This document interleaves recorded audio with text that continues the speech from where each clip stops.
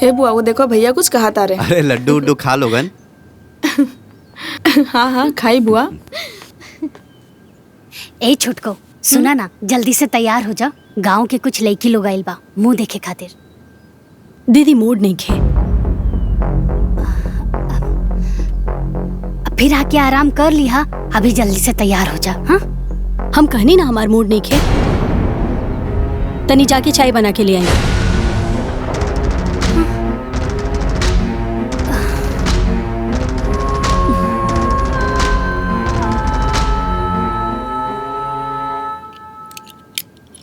ई का करतनी जी?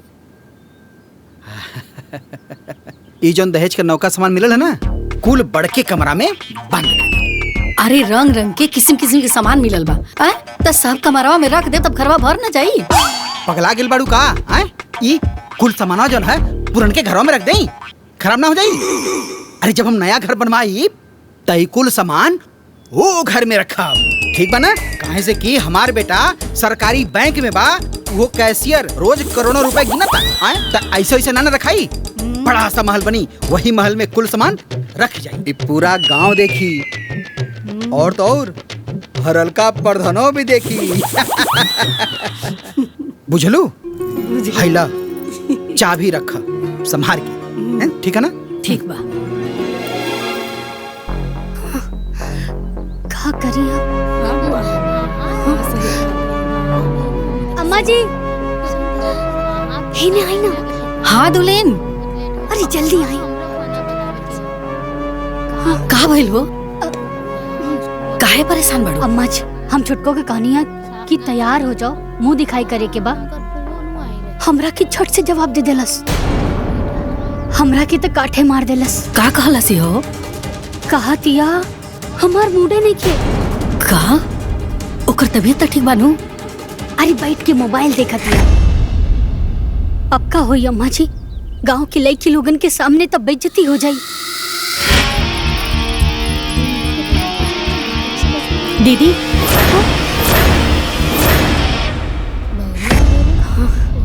का भइल चाय के?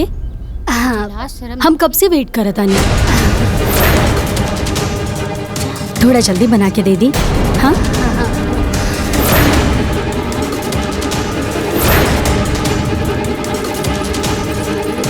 ए काजल। हाँ माई। अरे छोटकी भौजी के ना माथा में दर्द बा, तनी चाय बना के दे दे। अच्छा देत बानी। चलल जाओ का? कुछ लाज शर्म नइखे का? ए भाभी, नाइकी कन्या के तबीयत तो ठीक बनू? वो का बाना कि बड़ घर के बेटी बिया, चाय पिए के आदत बा। रवा लोग बिहाने आइम। हाँ अभी जाई। ठीक, हाँ हाँ ठीक बा। चलो बिहाने जरूर रही लोग। हाँ चलिए बुआ। मान हो कन्या। चलो ए बहन। आपकी चाही जैसे जीत लेगी, हरलका प्रधान के बदनामी हटाई देगी। अरे कहाँ गई रहलू बच्ची लोग? लेके गए रहनी हरलका प्रधान चचा। अरे प्रधान चचा भी कह सकेलू, अब हरलका प्रधान बोलब जरूरी बा का? अच्छा वो है कन्या देख के आवता नहीं। अच्छा त का सही उ दोनों बड़का घर के हईं? तबे तो वो बड़की पतोहिया से चाय मांगतिया, वो भी अंगना में खड़ा होके। अच्छा और काका भइले? अरे चाचा कन्या अंगना में खड़ा होके कहतिया हम कब से वेट करतनी, चाय अभी लेना आइल। अच्छा हाँ चाचा सभी लोग लजा गए। चल रे नया जमाना के नयका पतोही है। हम कहनी है कि दहेज के चक्कर में ठगा जाइबा सरऊ, लेकिन ना हमसे अंग्रेजी बतियावत रहे। कंजूस मक्खी चूस। बेटा के बियाह में तक दीवाल में रंग लगा न पहले, आज तक पपड़ी छोड़ता। बेटा नौकरी का पागल सकरी तो फूल के हनुमान जी हो गईलन, अपने औकात से बाहर चल गईलन। हाथी सब केहू कीन सकेला, लेकिन ओकरा राख ना सकेला। भोगा सारे अबे और भोगबा जब आइबा हरलका प्रधान जी तब तो का हम बताई। चलो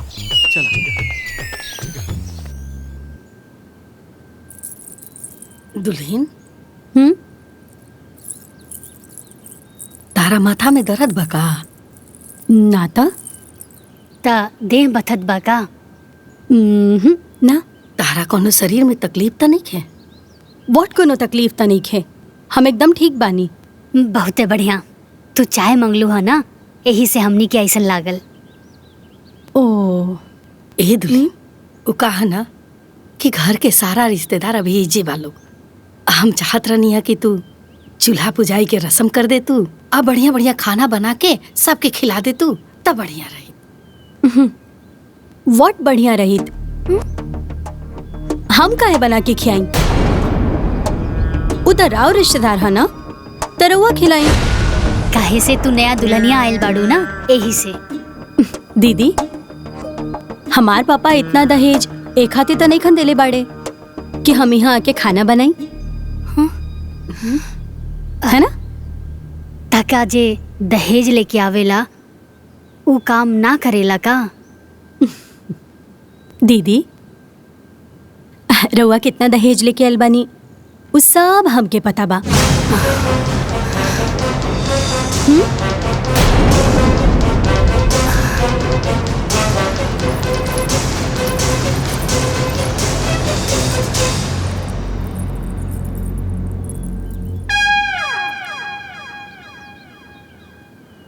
ए अम्मा जी वो कैसन बोलत या जी।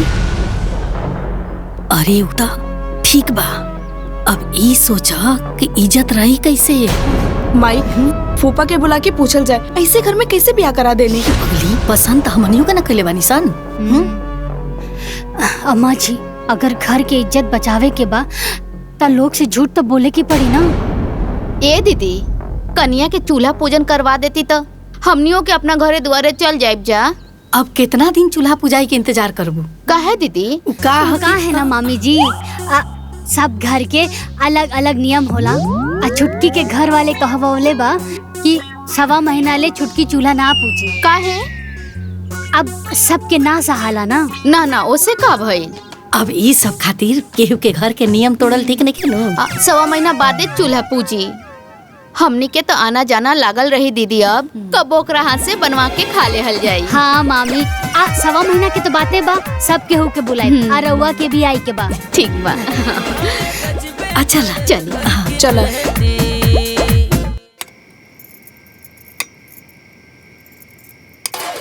ए बबनी ले जाके अगल बगल के घर में दे आवो ओकरा बाद में ना पूरा गांव में बटाई। ठीक बा ना। बाकी घर के भी तैयार रखा लोग हम दे के तुरंत आवतानी। लेके जाओ लेके जा जल्दी से। ए अम्मा जी और केकरा घर में जाई? ए दुली जेकरा जेकरा घरे भेजे के बानू ओकरा घरे भेज दा। अरे हमार ते एकर बुद्धि विचार व्यवहार देख के ना गाछी पे के चढ़ल मन भुइया गिर गई। का हो घर भर गइल ना। भौर भर गई। अब इज्जत बाचे तो जानी का। अरे का बताई हम रउआ के हियाज के आइल कनिया चुटू चुटू जवाब देतिया। का बोलतिया? का बताई बाबूजी की का कहतिया। अरे मुंह दिखाई के भइल त कहतिया हमार मूडे नहीं खे। और जब चूल्हा पुजाई के भइल त कहा तारी कि हमार पापा जी इतना दहेज खाना बनावे खातिर थोड़े ना देलन। ऐसा कैसे? त जाई जाके पूछी। माई अरे हाँ बबुआ पूरा शादी बियाह रउआ लोगन के मर्जी से भइल बा। रउआ लोगन खुश तो बानी ना? अरे हाँ बेटा अब खुश ना रह जा तो कब खुश रह जा। लाखों में एक समधियाना मिलल बा अब करोड़ों में एक पत्तो मिलल बिया। देवर जी हमार देवरानी ना 1 नंबर बाड़ी। अरे रउआ एजा का करत बानी जाई आराम करी।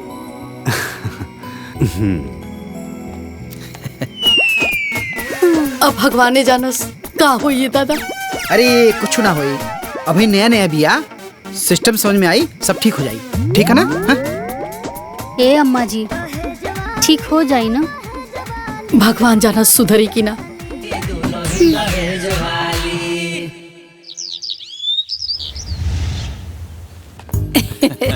अरे फूफा जी राउर बैग ये नु हाँ ये मामा राउरो बैग रख देते। हाँ बाबू ठीक बा। ए काजल हाँ माई। अरे उरुमा में दुगो थैली में मिठाई रखल बा लेके आवता। ये देखी ना यही नु। हाँ हाँ एगो फुआ खातिर हा एगो मामी खातिर। गाड़ी में रख देता नहीं। ठीक बा। इली अम्मा जी। ए लाल बाबू मोच ऐठ के पूरा गांव में घूमिया तोहरे बेटा का ऐसा घर में बियाह करा देले वाली। अरे भोरही गांव में 4 फेरा लगा के आयल बानी। बहुत फास्ट हवा मर्दवा। अम्मा जी छुटकी के बोल दी पैर छुए के। ए दुल्हन हमरा डर लगता हम ना बोलो। देवर जी के बोल दी। राहुल, सब केहू जाता लोग।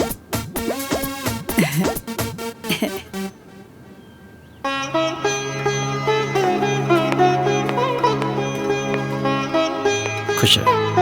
हाँ, खुश रहा खुश रहा। खुश रह बेटे, खुश रहा खुश रहा। खुश रहा। संस्कार इतना सुंदर बा तो गुण कितना होई।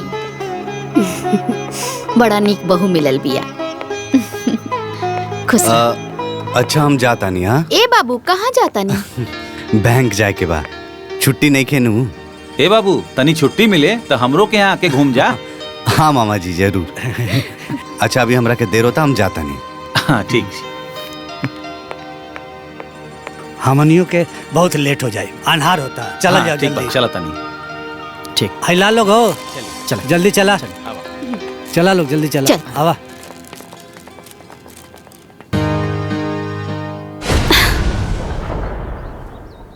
भगवान के दया से सब बढ़िया से हो गया। पतो बड़ा निमन मिलल बिया, सुंदर सुशील। ठीक बा दीदी। चला तनी। बेटा सब रखा गेल कुल? जी खुश प्रणाम खुश फूफा रह, खुश रह, खुश रह। प्रणाम। प्रणाम मामा। चला जाओ, बैठा जा। नमस्कार बेटा। प्रणाम दीदी। प्रणाम फूफा। प्रणाम मम्मी। खुश रहा। प्रणाम खुश रहा। प्रणाम। चला चला।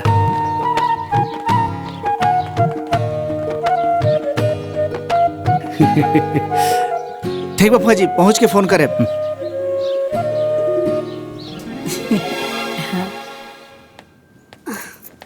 आज सबके विदाई करे में नहाए में लेट हो गई हमरा। ए दुल्हीन। हाँ अम्मा जी। अरे आज देख लू कितना संस्कारी नियन आके सबके पैर छुलसिया। हाँ अम्मा जी, भगवान के कृपा बा की इज्जत बाच गई। भगवान करस ऐसे ही ओकर अकिल बुद्धि बनल रहे। देख लू हाँ, आज भोरे भोरे कैसे नहा धोले लसिया। अरे 2 दिन से ओकर हाव भाव देख के तो मन में बड़ा सदमा लाग रहल है, लेकिन आज ओकर भाव स्वभाव देख के मन के बहुते शांति मिलल है। हाँ। जा जा जाके नहा लो। हाँ अम्मा जी, हम नहा के आवत है।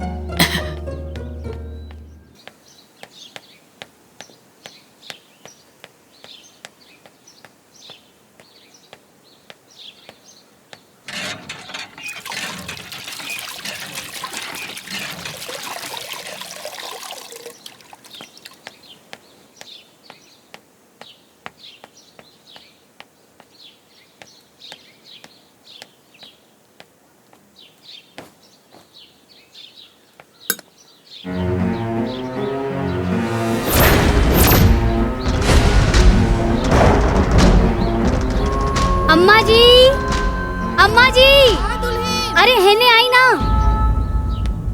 का भइल हो? हाई देखी। अरे पसारे भुला गइल होई। अरे ई बिना धोले बा अम्मा जी। हाँ रुकी, हम उनका से पूछ के आवतनी। ई कौन चाल है कि बड़ जेठ हो के उनके कपड़ा धोई का? उनके पापा जी के नौकर ना हूँ ना। अरे ऐसा बात नहीं है। हमारे पतो ऐसे नहीं कर सकत। बुझा था उ धोवे खातिर भुला गइल होई। अच्छा ठीक बा, त अब होई का? अरे दुल्हीन, हम जाता नहीं ओकरा समझावते ना। चला आवो लोग। आवा लोग मतलब रवा अकेले जाई समझाई ना। दुल्हीन तू हमारे साथे चलबू तो तनी हमरे हिम्मत बन रही ना। पक्का बा कि धोए भुला गइल होई। बात तो ऐसे करतानी जैसे बड़का सियार आ गइल हो घरवा में। चलिए। हाँ चला।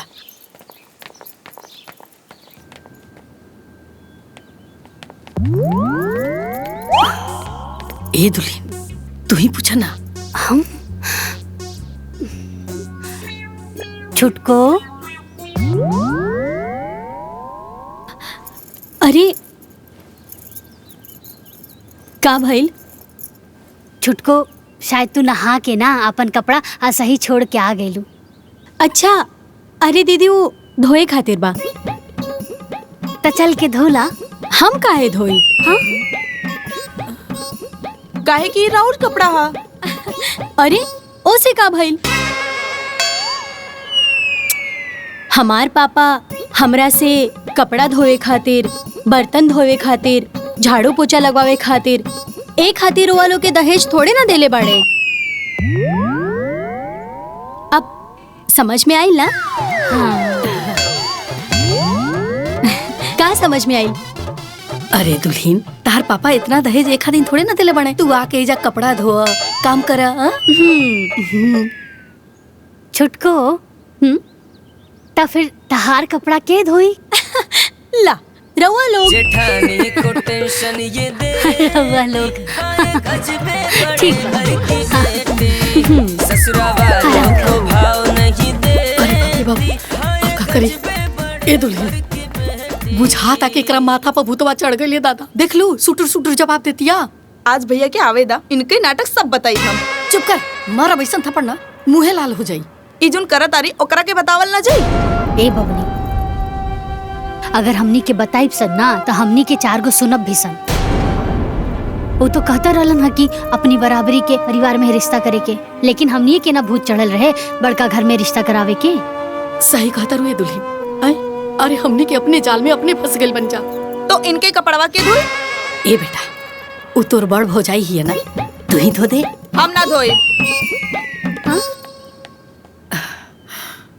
जय दलो, हम ही धो दे।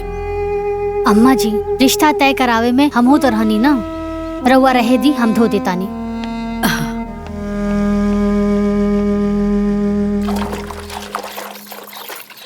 अरे जितना डर देवर जी से ना लागत रहे उससे 4 गुना ज्यादा था ये देवरानी से लागता। हमार सास पतों के तक किस्मतें खराब बा। अरे जौन काम के कल्पना ना कहले रहनी उहो करे के पड़ता।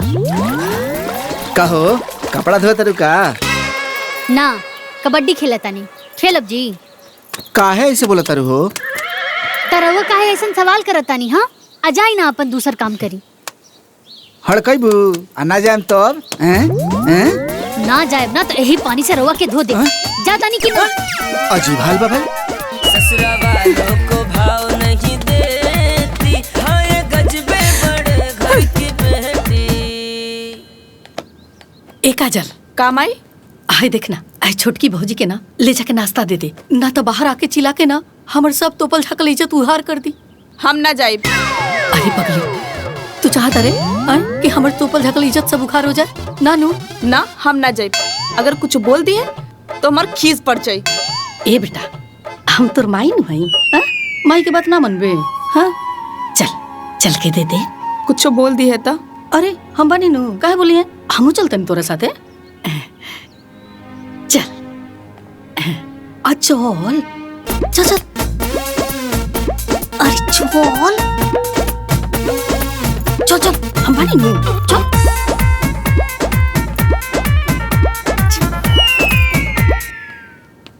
भाभी नाश्ता। नाश्ता में का बनल बा? पूरी सब्जी। छी, पूरी सब्जी मॉर्निंग में के खाएला? हमरा सूट ना करेला। हमरा खातिर दही कचौड़ी लेके आई। बाकी बनल तो इहे बा। व्हाट? बनल तो इहे बा? हम कोनो जानवर तो नहीं खी कि हमरा के जॉन ऑफर होके हम उहे खाए, है ना? हम का करी भाभी? व्हाट? तो हम का करी भाभी? जाई जाकर बना के लेके आई दही कचौड़ी, सिंपल। काहे कि हमार पापा एक हाथे दहेज तने खन देले बाड़े कि इहे खाए के बा तो इहे खाए के बा, ऐसे ही रहे के बा तो ऐसे ही रहे के बा, है ना? बड़ घर में शादी करे से पहले सोच लेवे के चाहिए ना? हाँ, अब सोच का रहल बानी। जाई। हेलो। हाँ भाभी। दही में शुगर डाल के लेके आई। ओके?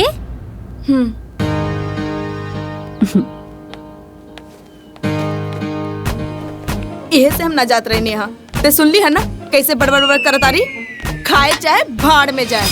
जाए दा बेटा, जाए दा। ए बेटा चल, आटा में ना तनी मोइन डाल के 4 गो कचौरी छान दे ताकि उ नाश्ता कर लेवे। हम ना बनाई। का भइल अम्मा जी? वो महारानी खाती पूरी सब्जी नाश्ता भेजले रहनी है और महारानी के दही और कचौड़ी चाहिए, वो शुगर डाल के। हाँ? अरे काहे बात के बतंगड़ बनैले बड़े हैं? 4 गो कचौड़ी के ना बात बा, छोड़ दे, जाए दे, हम जातनी बना देतनी। अब अम्मा जी, यह आदत राउर खराब बा, हर काम अपने करे चल देतानी। अरे दुल्हीन त का करी? अरे 4 गो कचौड़ी के ना बात बा, ओकरा के ना दियाई तो बिना नाश्ता के रह जाई। हम बना देता नहीं। बड़ घर के बेटी ना आ गई, कपार पे पहाड़ आ गई बा।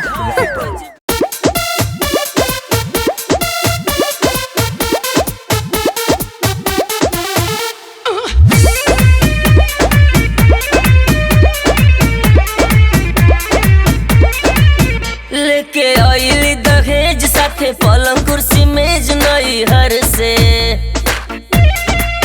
लेके आइली दहेज साथे पलंग कुर्सी मेज नई हर से। एकर देख के पुटानी सब कर बढ़े परेशानी। ससुरा वालों को भाव नहीं देती। हाँ ये गजबे बड़े घर की बेटी।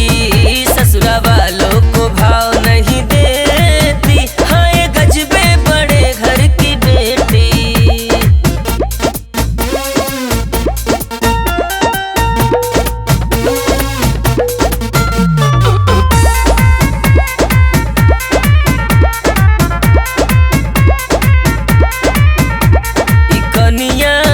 घर भर के ना तुम दम करे हो। कनिया हर बात पे सबके तंग करे हो। कभी छोला भटूरा चाउमीन तो कभी पास्ता मांगे। कभी पेड़ा बर्फी समोसा तो कभी खास्ता मांगे। बात किसी की ना माने वही करे जो ये ठाने। सास ननद को सीरियस न लेती।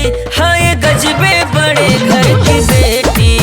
ससुरा वालों को भाव नहीं देती। हाँ ये गजबे बड़े घर की बेटी।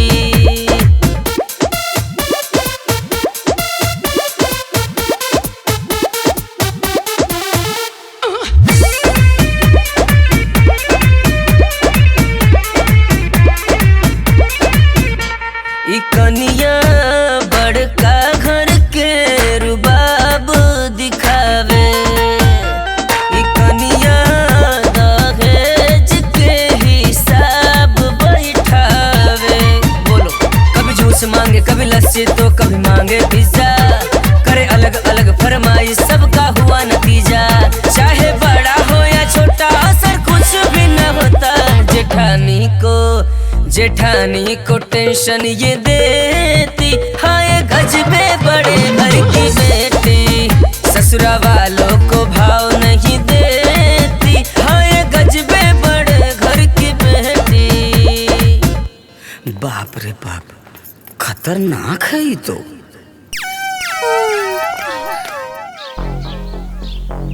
हमनिए के घर भर के माथा पर 7.5 चढ़ रहा कि बड़का घर में बियाह हुई। अरे तो क्या पता रहा है, बड़का पतो ना आफत आ जाई आफत। सब केहू के नौकरानी बना के रख ले बाड़ी। हर बात पे अपने पापा के दहेज के धोस दिखावतिया। अरे भाभी, हाँ, हम कहत रहली कि ममता से चूल्हा पुजाई करा के तू नैयर घूम घाम के आ जाई। तू हमके देवरानी जी के छोड़ के जाए के मने नहीं खे करत। अच्छा, अरे वो कहा है कि वो दिन भर मोबाइल चलावत रहली है, तो तू लोग ओकरा से कुछ काम करावा लो ताकि मिक्सअप हो सके। वो तो बेचारी कहत रहलिया कि ए दीदी का काम करे के बा, लेकिन हमनी के मना कर देनी हसन।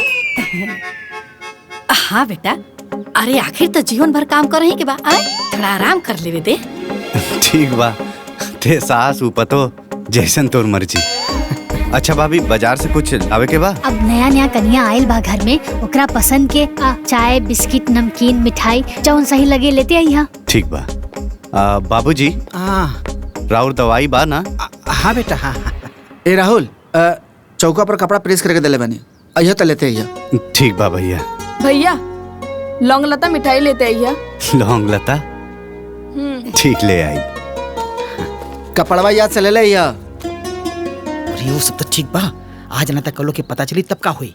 अरे पता चल जाए तो बैठ के हमके माथा पड़ी है। वो तो कहते रहला कि अपना से बराबरी घर में शादी ब्याह करे के चाहिए।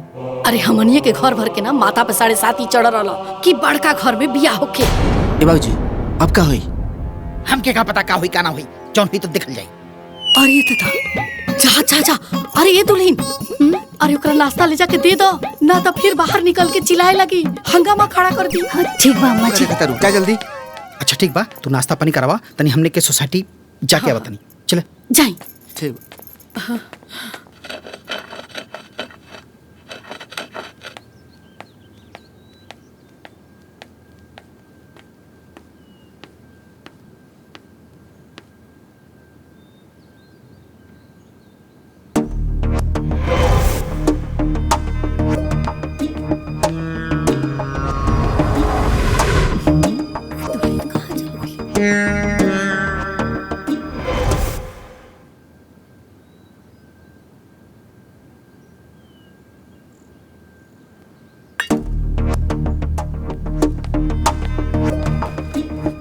अरे काजल, हाँ माई, छोटकी भाभी के देखले हा कहाँ बाड़ी? हमके का पता कहाँ बाड़ी? हमेशा उल्टे बोलत रहेले। ए बड़को, छोटकी के देखलू हा? ना अम्मा जी। ए चाची, छोटकी भौजी ऊपर नाचा तारी। का? हाँ। ए बड़को, अरे का करे लागल हो? में घंटी हिलावे पड़े।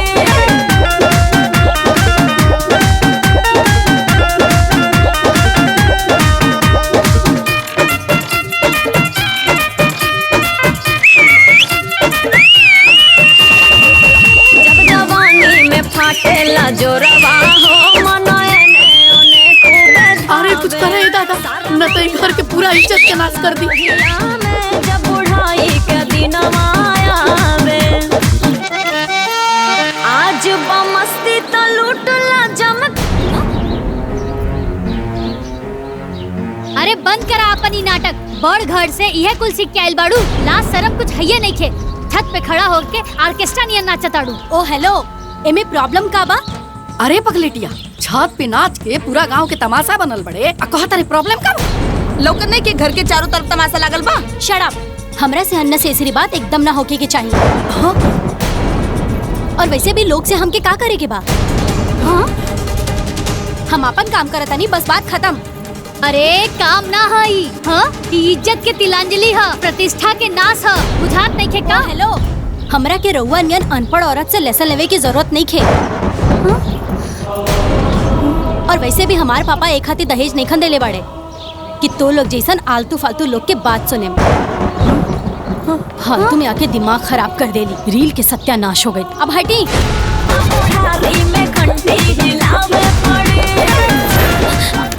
बेहाया बेशरम, उतर नीचे। चल उतर नीचे, उतर नीचे, उतर नीचे, चल उतर नीचे, उतर नीचे। ढेर दिमाग खराब हो गइल भाई। तू लोग का तमाशा देखा तारा? भागा यहाँ से। यहाँ तमाशा लगल बा। भागा यहाँ से, भागा। चलो भौजाई के संभाला, हमनी के कहा तमाशा देखत नहीं जाए। हमरा ना पता रहे कि हमार पापा ऐसन जाहिल गवार अनपढ़ के बीच हमके भेज दी हैं। अच्छा हाँ, सरे आम छत पे नाचे वाली हमनी के जाहिल और अनपढ़ कहतिया। सुना, बहुत हो गइल तोहार ड्रामा। अब शांत रहा, न तो दिखा दे कि जिठान का होली। ओ हेलो, हम कोनो एरू गैरू नत्थु खैरू औरत नहीं की जकरा के तू लोग आपन उंगली पे नचैबा। अरे हो गइल ना दुल्हन, बस करा लो। ए दुल्हन, मत लड़ा लो, चुप रह लो। अरे इतना दिन से बर्दाश्त करतानी ना अम्मा जी, लेकिन अभी कपार पे चढ़ के नची है तो कैसे बर्दाश्त हुई? व्हाट? कपार पे चढ़ के नाची तो कैसे बर्दाश्त हुई? हाँ? हमार मन हम जहाँ चाहे वहाँ नाचे। जी तहार घर ना हा कि तू आपन मन मर्जी चलेबू।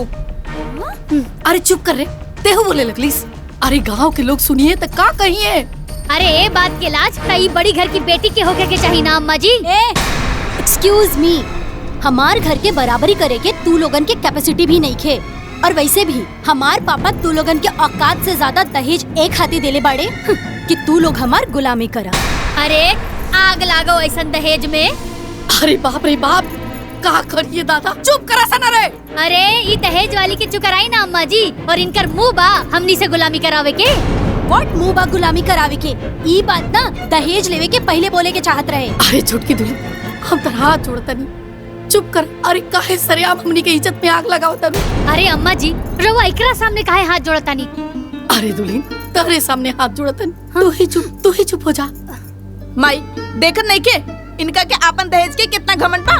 हाँ, अरे वह दहेज के घमंड में तई पगलाइल बिया। एक्सक्यूज मी, पगलाइल नहीं की। तू लोगन के ना बकबक और बकवास से हमार दिमाग हैंग हो गइल बा। शांत।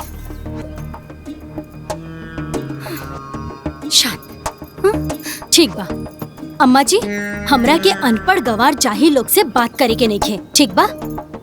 हमके चाय चाहिए। हाँ? हमरा के चाय चाहिए, बड़ी आई चाय वाली। हाँ?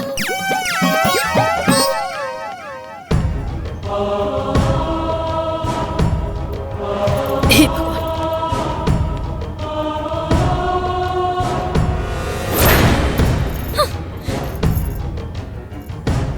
हम का करिए दादा? हमरा घर के मर्द सब कैसे मुंह दिखाई सन गाँव में? एकरा के चाय दे दी तेकर मन ठंडा हो जाए। मत बनाई अम्मा जी चाय। अरे दुल्हीन, काहे बखेड़ा खड़ा करते रू? बना ले बेदा, चाय पी त का जाने ओकर माथवा ठंडा हो जाए। हम कहा तानी ना, चाय ना बनी त ना बनी अम्मा जी। त तू ही बना देना। हम ना बनाए भा, बहुत घमंड बना ओकरा के अपन दहेज के ऊपर, वही दहेज से बनवा लेस।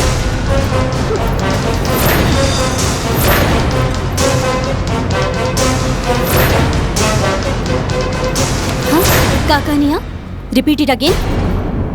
ओह अनपढ़, अब फिर से कहीं था?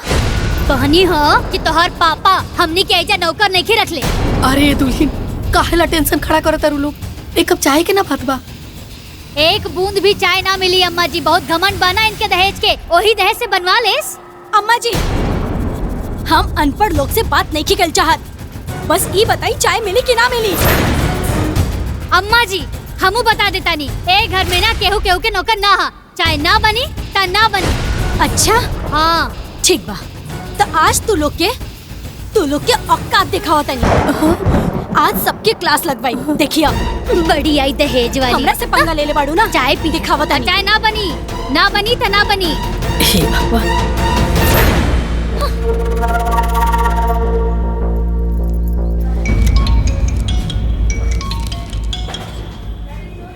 हाँ हेलो। कहाँ बानी रुआ? बैंक में। देखी रउआ घर के लोग हमरा खाती चाय नहीं बना के देत। अरे तो तू बना ला। व्हाट तू बना ला? हमार पापा एक खाती दहेज दिल बाड़े का कि हम अपना खाती खुद चाय बना के पी। देखा हमके नहीं मालूम, या तो रउआ बाजार से चाय लेके आई या तो खुद आके हमरा खाती चाय बनाई, लेकिन हमरा के चाय चाहिए तो बस चाय चाहिए।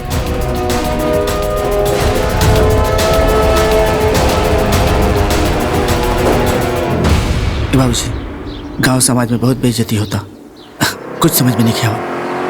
ले आगे ले। बाबूजी का भइला? भैया घर से फोन आयल रहे, का बात बा? ते काहे चिंता में बाड़ी माई, उनकर मेरा रू है ना, पूछेलस। का बात बा माई? का बताइए बेटा, हमने के अपना गलती के सजा भुगता नहीं जा। मतलब देवर जी की हमनी के तो अनपढ़ बानी जाना, जाके अपन पढ़ल लिखल मेहरारू से पूछ ली। ममता, ममता, ममता। कहा का बात बा? हमार मूड ठीक नहीं है। काहे? ई बताई हमार रील वील बनावे से ई लोगन के का प्रॉब्लम बा? अरे रील वील ना बनत रहे, छत पे खड़ा होके ऑर्केस्ट्रा के डांस चलत रहे। का बाजू में खड़ा बाड़ी पूछ ली ना। हाँ बनावत रनीता। अरे गांव के लोग अपना छत पे खड़ा होके सीटी मारत रहला, अभी बेशर्मी पे केहू बोली ना का? Shut up. Shut up you illiterate woman. I don't want to talk to a fool like you. You shut up, shameless woman. Even I don't want to talk a crazy woman like you. I am done with this word illiterate. What do you think? You are more educated than me in this house? Listen, I am more educated than you. Did you understand? अरे तोहरा से ज्यादा ही घर में पढ़ लिख के आई नहीं, लेकिन अनपढ़ बन के रहनी ताकि हमार कम पढ़ल लिखल पति के मन में हीन भावना ना आवे।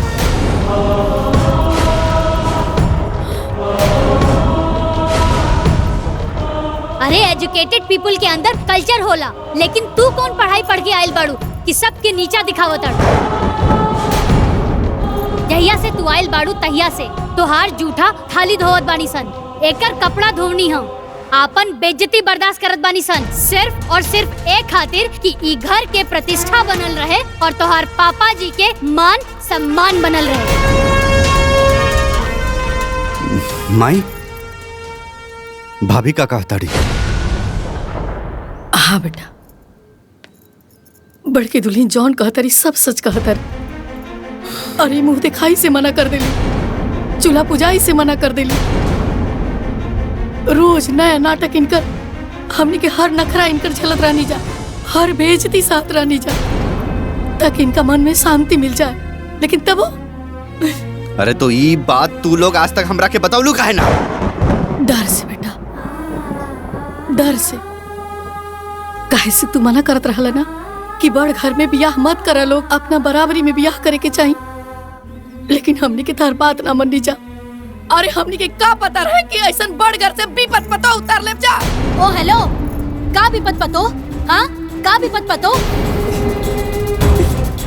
हमार पापा दहेज एक खाती नेखन देले बाड़े कि हम नौकरानी बनके एजा काम करी। इतना दहेज देवे के मतलब कि हमके नौकरानी चाहिए ना? ता अपन बाप के दहेज के नौकरानी बनावा। तरुआ लोग का करे? ममता चुप। व्हाट चुप? हाँ, व्हाट चुप? फिर वही बात, मारा भी एक थप्पड़ ना, दिमाग होश में आ जाए, समझ लो। इंसल्ट? हाँ, हमार इंसल्ट। अब हम 1 मिनट एक घर में ना रहा, 1 मिनट भी ना। हाँ जा, निकला। ओ हेलो, ऐसे कैसे जाई? हाँ, ऐसे कैसे जाई? जितना दहेज लेके आयल बनी ना, 1-1 रुपया हमके रिटर्न चाहिए, ओकरा बाद हम जाई।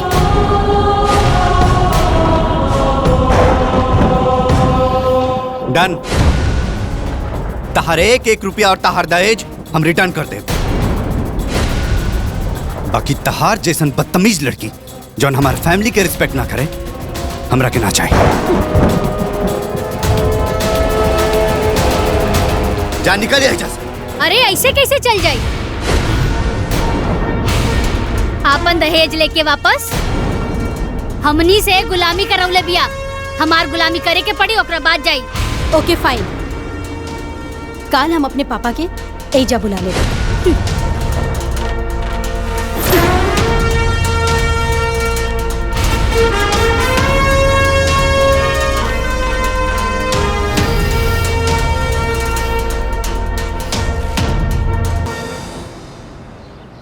का खरीदे के बा? एक ठो झुमका खरीद दे। अरे झुमका तो खरीदले रहनी ना पिछला महीना तो खरीद दे अपना फिर से। अरे तू हो ना।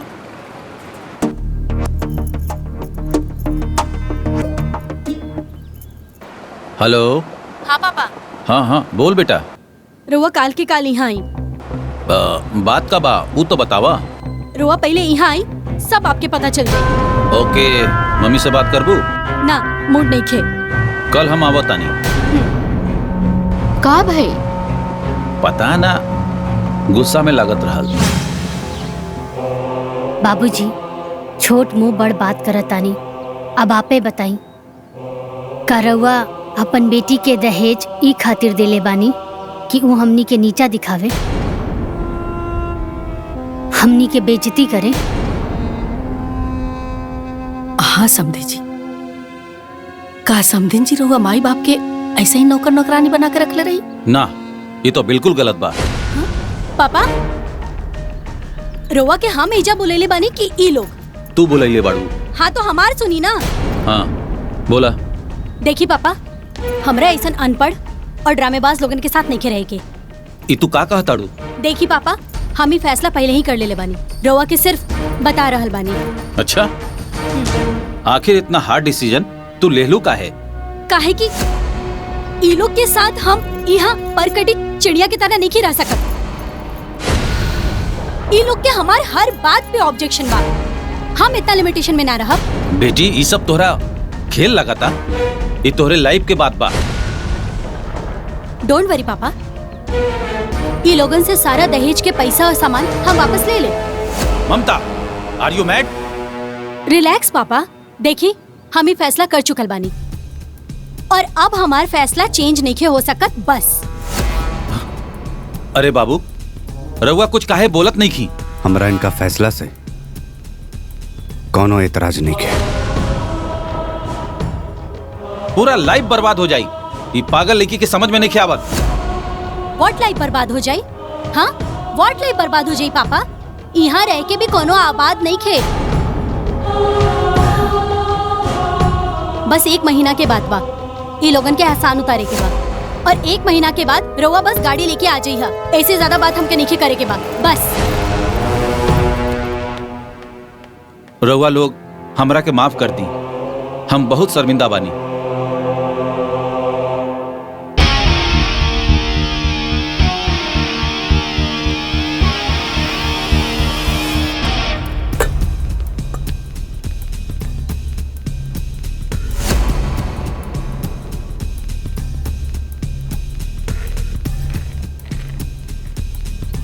चलो ठीक बा, सामान तो सब ठीक बा।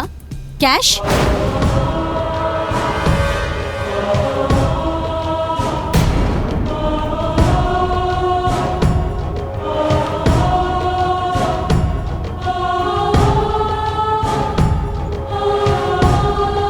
कौनो भी फैसला करे से पहले 10 बार सोच ला, ताकि तोरा के बाद में पछतावे के ना पड़ी।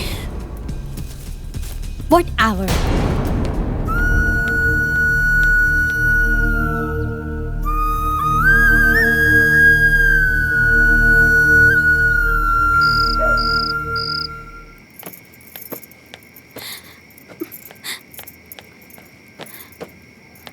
ये सब का होता?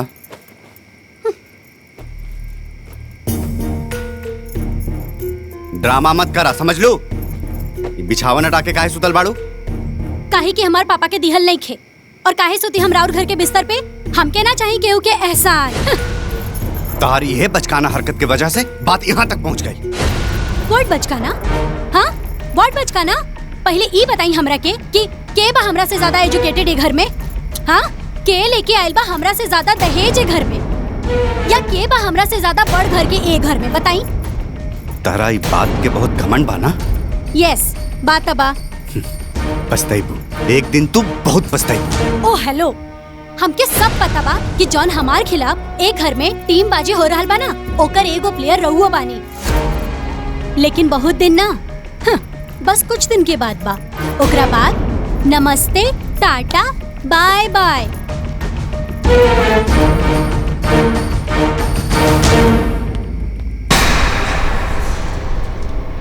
बाबूजी, बिस्तर लगा देनी।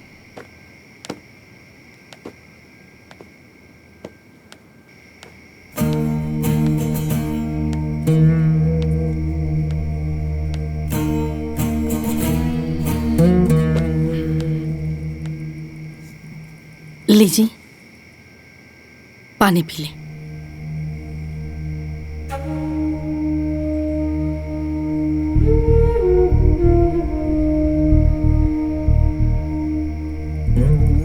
कहां से कहां हमनी के दान दहेज बड़का घर के चक्कर में पड़ गए। नहीं सब हमने से बहुत बड़ी गलती हो गई। बाबूजी, भैया ठीक कहत रहे है ना कि शादी अपने बराबरी में होए के चाहिए, लेकिन तू ही न डांट देले है ना। यह नु हम हमारे कपारे पे भूत सवार रहे। ए जी, अब समझ में आवता। हल्का प्रधान जी ठीक कहत रही। बताई ना, हमनी के परिवार के प्रतिष्ठा गांव में गई अलग, हमनी के पूरा परिवार दुखी बा अलग, हमर बेटा दुखी बा अलग। कुछ वो ठीक नहीं होगा जी, कुछ वो ठीक नहीं होगा। देखा, वही जब बड़की बहू इतना पढ़े लिखने के बाद भी अनपढ़ बन के रही, एगो इहो संस्कार होला। रहुआ एकदम ठीक कहता नहीं।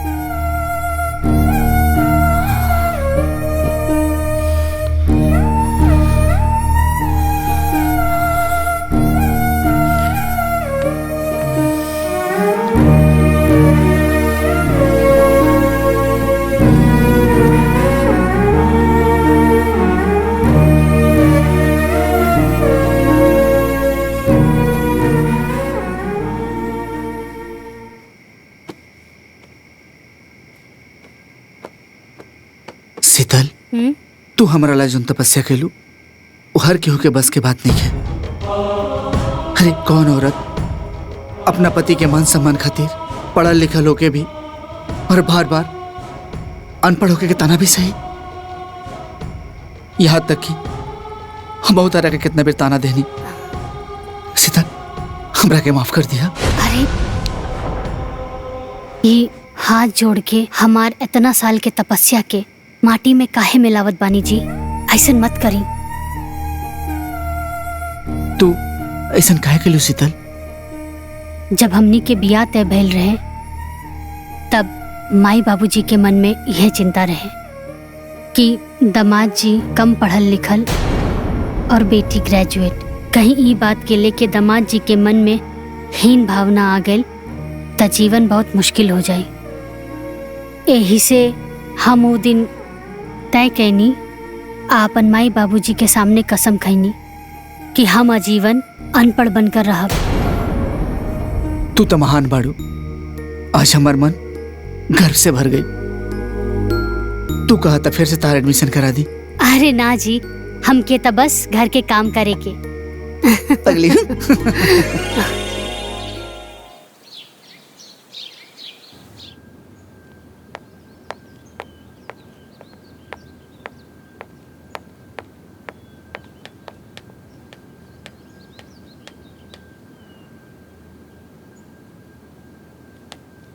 अरे ओ बड़े घर की बेटी, अरे ओ बड़े घर की बेटी, अरे ओ दहेज वाली, याद बाना कि आज चाय तोहरा के बनावे के बा? Get out, get out. हाँ बबुनी, तनी जगावे वाला दवाई तो लेके आई। Get out.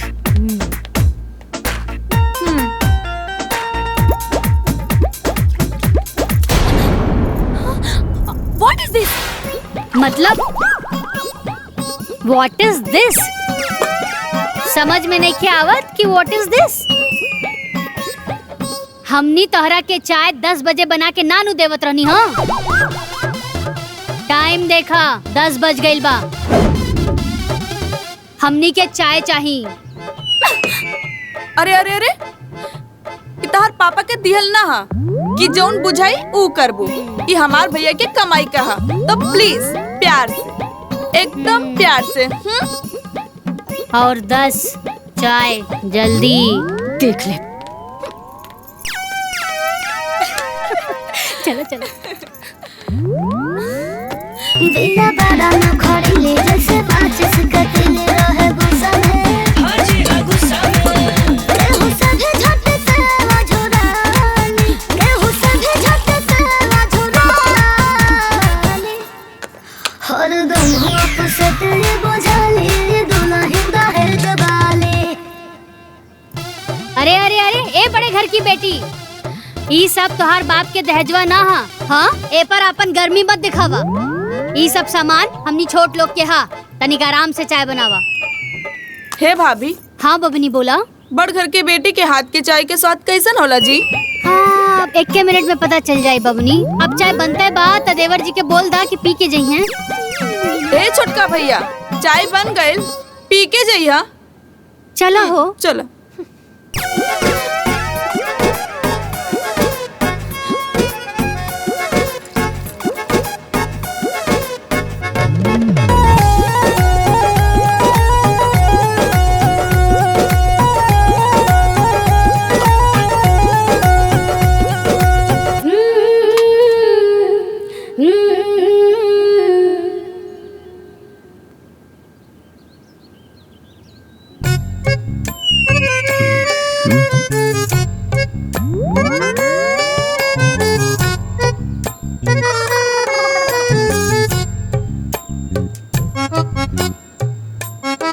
माई चाय तो ऐसने बा जैसन भाभी बनावत रही है। अरे पगला हवे का? चायवा के स्वादवा कैसे बदल जाई? ना हमरा लागल कि बड़ घर के लोग बनाई तो कुछ स्पेशल बनाई। चला अच्छा भैल, कम से कम यही बहाने चाय के नेक तना देवे पड़ी। बाबूजी चाय सच में स्वादिष्ट बनल बा। अरे काहे ना बनी जी, एमे छोट घर के चाय पत्ती पड़ल बा, चीनी पड़ल बा, प्यार बा, तो स्वादिष्ट तो बनबे करी नू।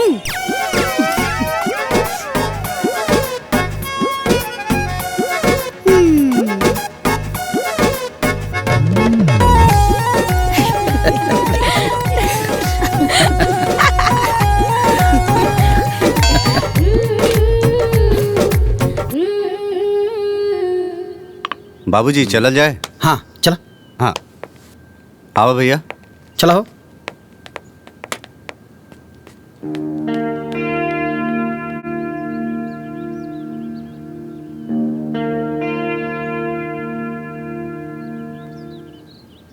चाय जल्दी जल्दी पियल जाए, कपड़ा भी तो धोवे के बा। भाभी कपड़ा धोला के बाद खाना भी तो बनावे के बा। चाय से फुर्सत मिली तब ना टाइम से रेडी हुई। बबुनी हमनी सबके टाइम पर खाना देले बानी सन, ता हमनियों के तो टाइम पे चाहिए ना। पहले आराम से चाय पियाई हुई, ओकर बाद ना खाना बनी। अरे उसे हमके का बबुनी, हमनी के टाइम पर खाना देले बानी सन, ता हमनियों के टाइम पे चाहिए। अब चाहे केहू चाय पियल होखे या ना।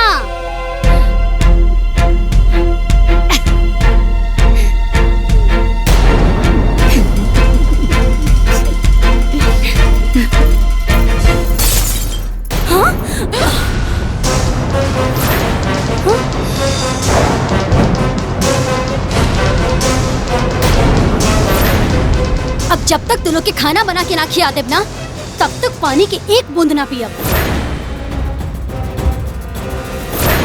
अरे तेवर तो देखा था नहीं अम्मा जी इनकर। हाँ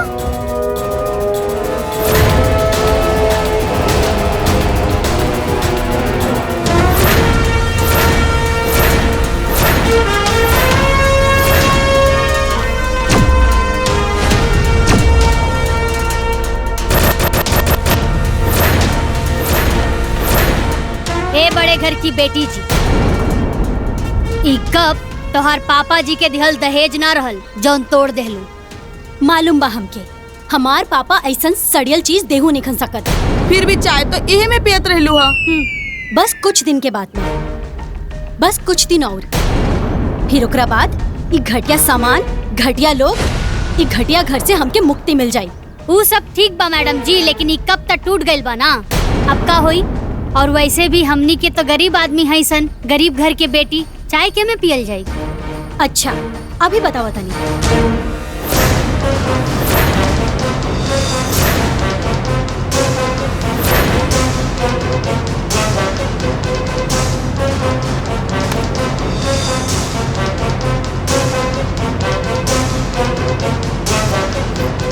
इला, एक कप के बदले पूरा सेट देता नहीं, हमके ना चाहिए केहू के एहसान।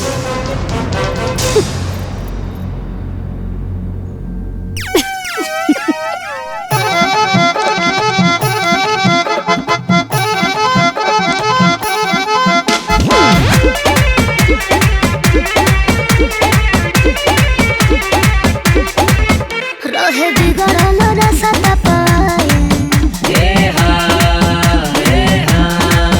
रहे गरम जे दूध ठंडाए, पहिले रहले बड़का बवाली, पहिले रहले बड़का बवाली,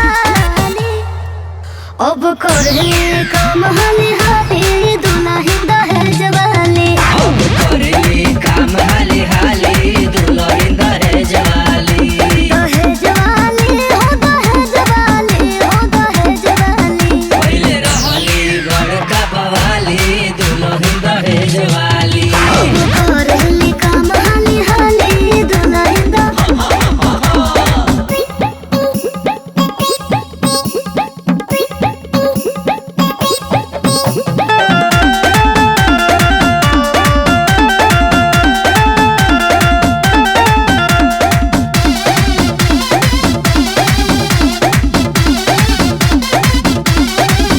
जब पड़ल बा कपड़े घर आंगन बाहर बड़ा गुस्सा में, हाजी हाँ गुस्सा में, बिना बड़ा न खड़ी ले जैसे माचिस कतले रहे गुस्सा में,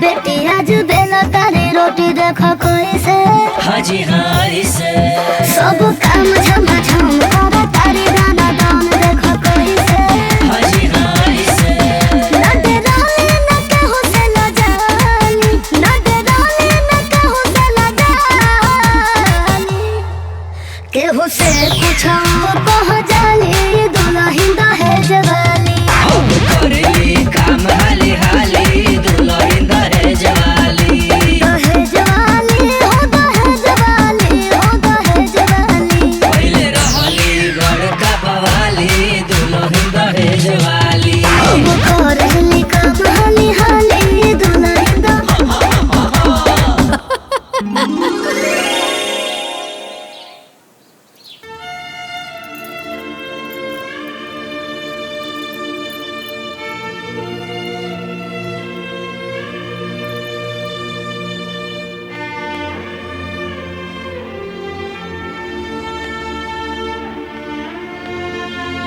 हमनी के इतना निर्दयी ना है सन कि केहू तकलीफ में रहे और हमनी के चुपचाप देखत रही। पाप लागी ना, ला लगा ला।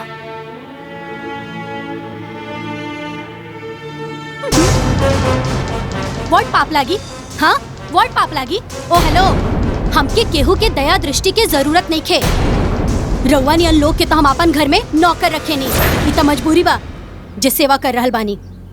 अब जाई अपन काम करी। हे भगवान,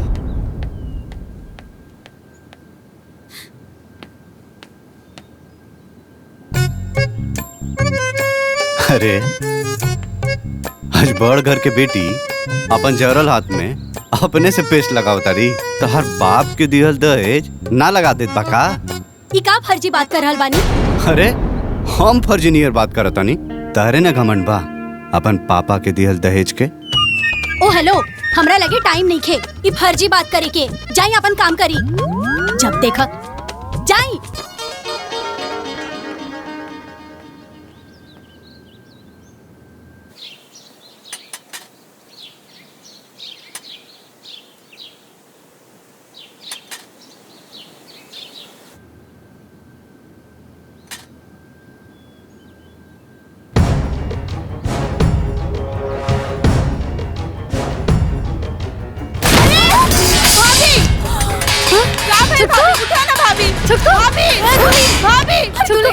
अरे पानी लेके आओ, पानी लेके आओ। ममता, अरे अरे सुनी ना, जल्दी से डॉक्टर के बुला के लेके आई। जाए भैया। देवर जी उठाएं।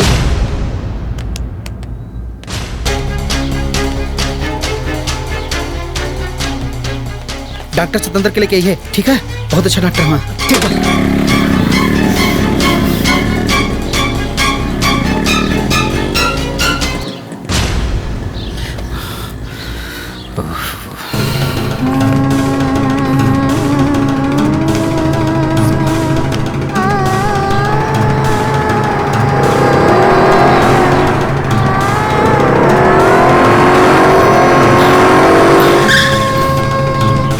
जल्दी चल, जल्दी आओ।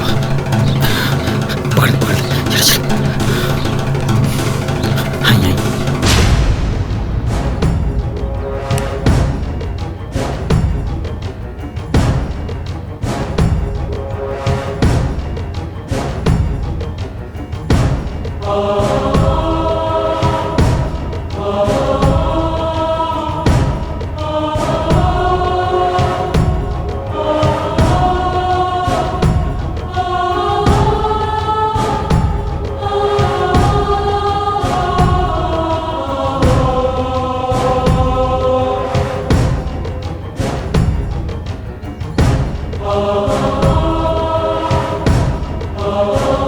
बीपी तो बहुत हाई बा।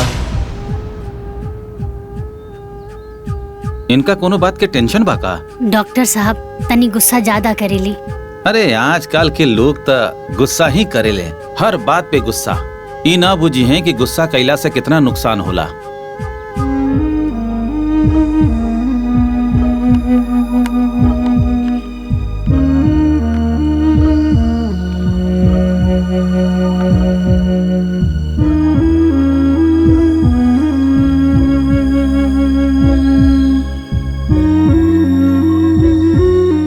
हम बीपी के इंजेक्शन लगा देले बानी, कंट्रोल हो जाई। दवा लिख देत बानी, सुबह शाम खिलावत रहिया। और हाँ, इनके 24 घंटा रेस्ट चाहिए। सिर पैर में तेल मालिश भी करत रहिया लोग।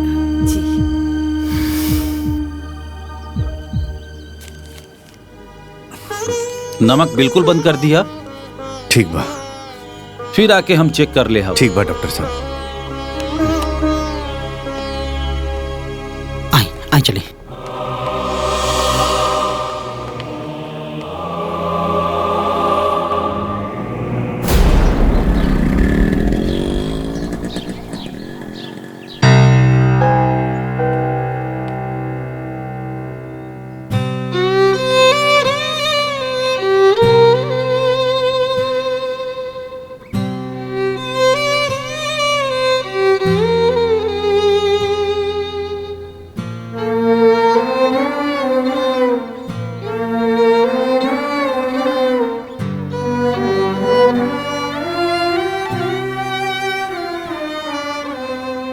बाहर जाए के बा। ना ना, तू आराम करा।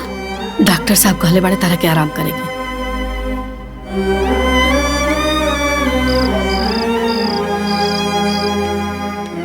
चुटकू उठा।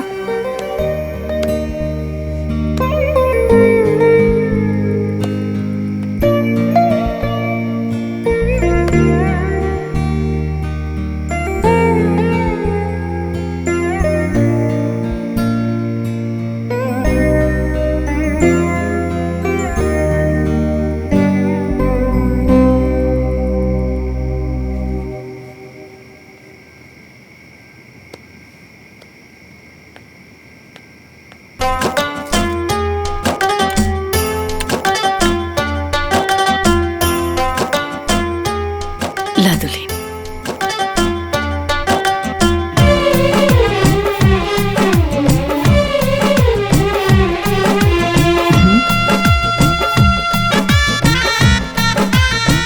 एक और खाला।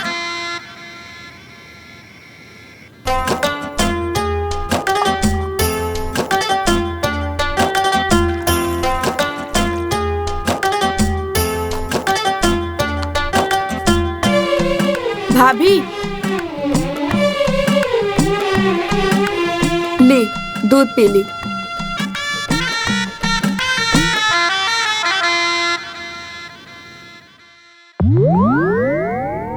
अब हमार मीठा खाए के मन नहीं करत। डॉक्टर साहब नमक देला से मना कैले बाड़े। पीला।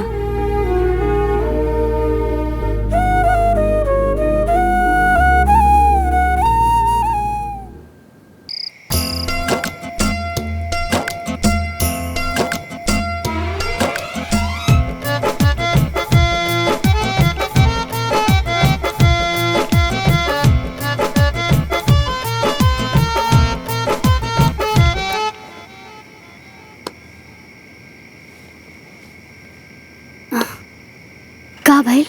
दीदी हमके बेचैनी होता, बाहर जाए के बा। रुका, हम लेके चलता नहीं।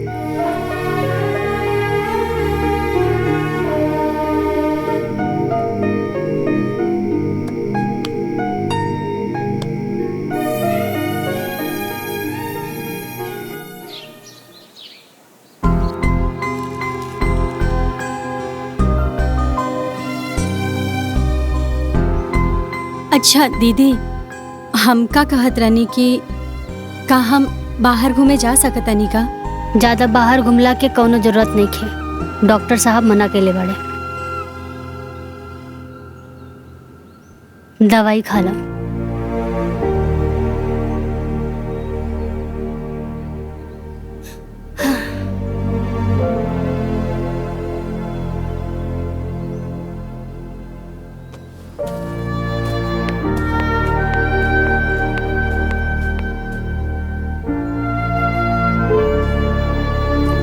माई हम जाता नहीं बैंक।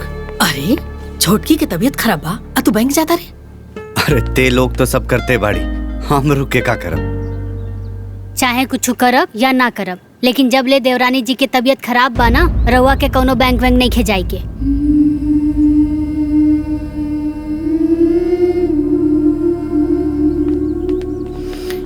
आई।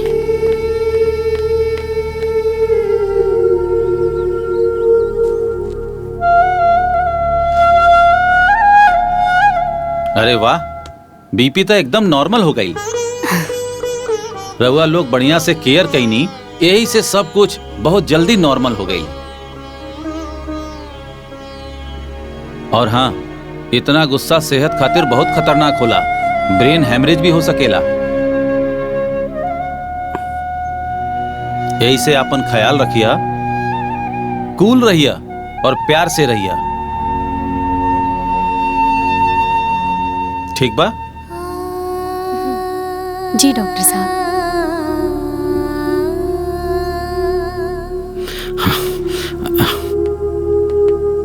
डॉक्टर साहब, आप कैसन तबीयत? एकदम परफेक्ट। हाँ, हाँ अरे ना ना ना, हमरा क्लिनिक जाए के बा और भी मरीज के देखे के बा। चला तानी। अच्छा ठीक, चलिए चलिए। हाँ, दे दा सूटकेस।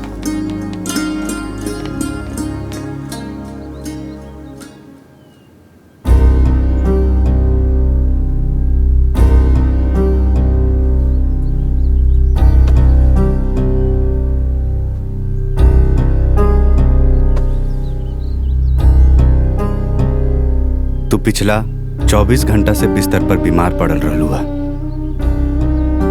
का तहार पापा के दहेज तहार देखभाल कैलस? का तहार पापा के दहेज तहरा के दवाई खियवलस? का तहार पापा के दहेज तहरा के खाना खियवलस?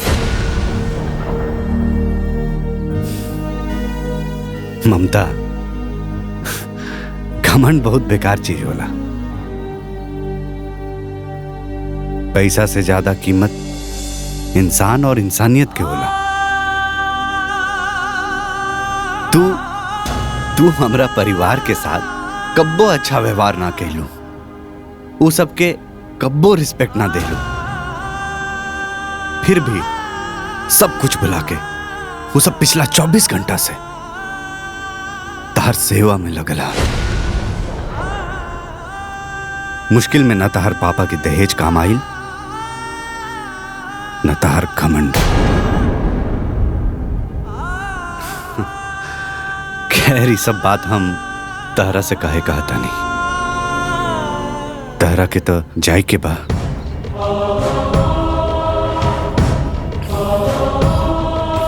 ठीक है।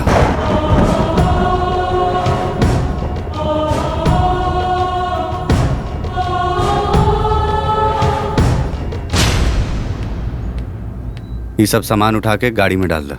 ठीक बा भैया।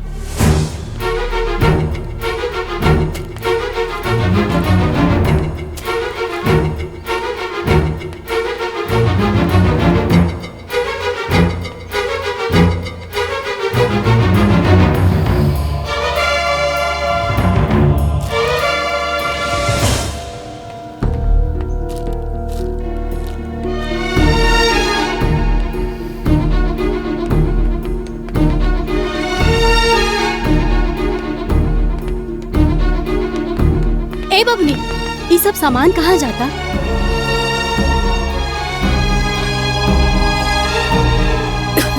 अम्मा जी, ये सब सामान कहाँ जा रहल बा?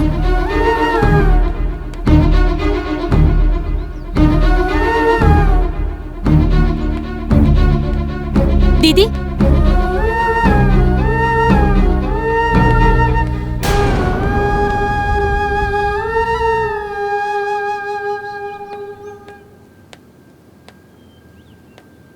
तू यहाँ का करत बाड़ू? जा तैयार हो जा। काहे?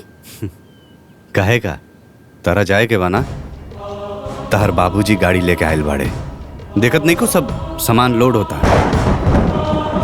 जा तैयार हो जा। जा।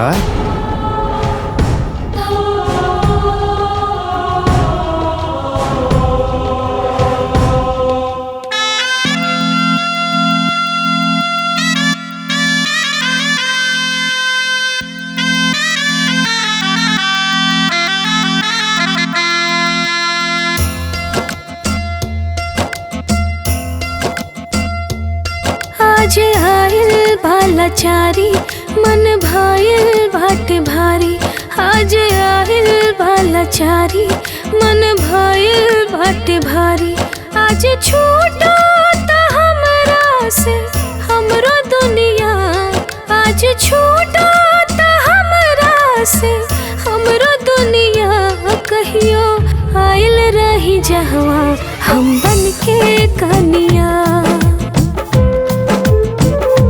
कहियो आइल रही जहवा हम बन के कनिया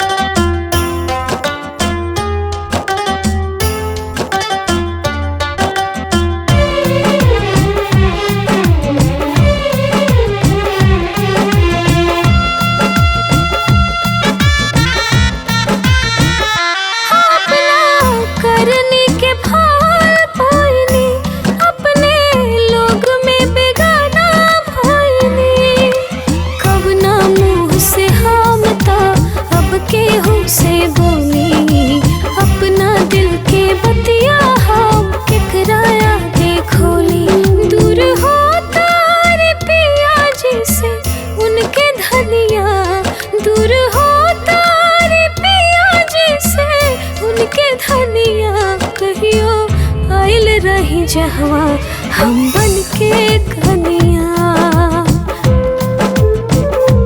कहियो आइल रही जहवा हम बन के कनिया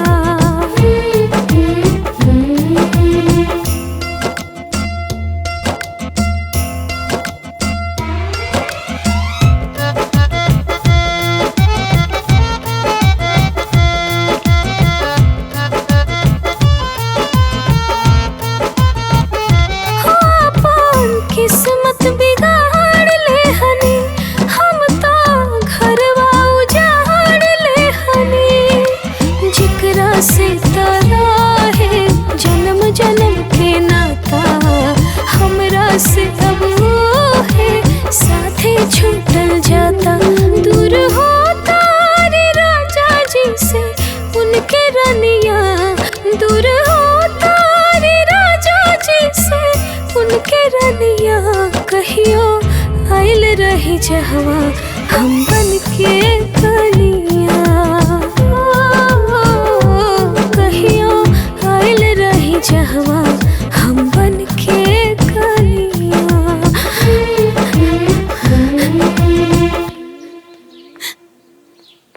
पापा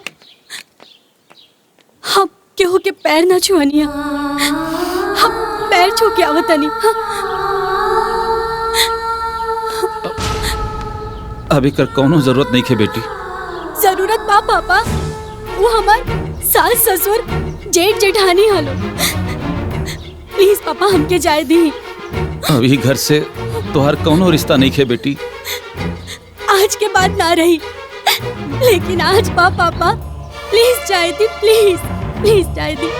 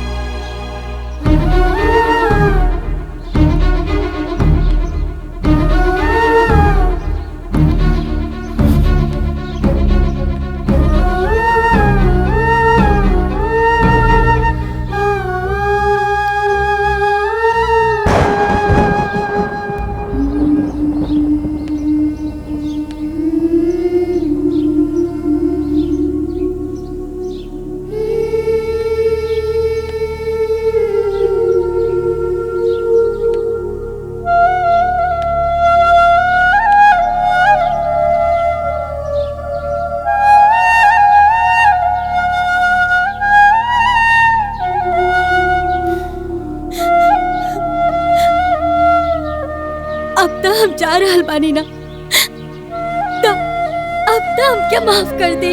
तू अपना मर्जी से जाता रू, तेरा जाए के कर लिया। तारा अपना गलती के एहसास हो गई। हमने की सब के उतारा के माफ कर देनी जा।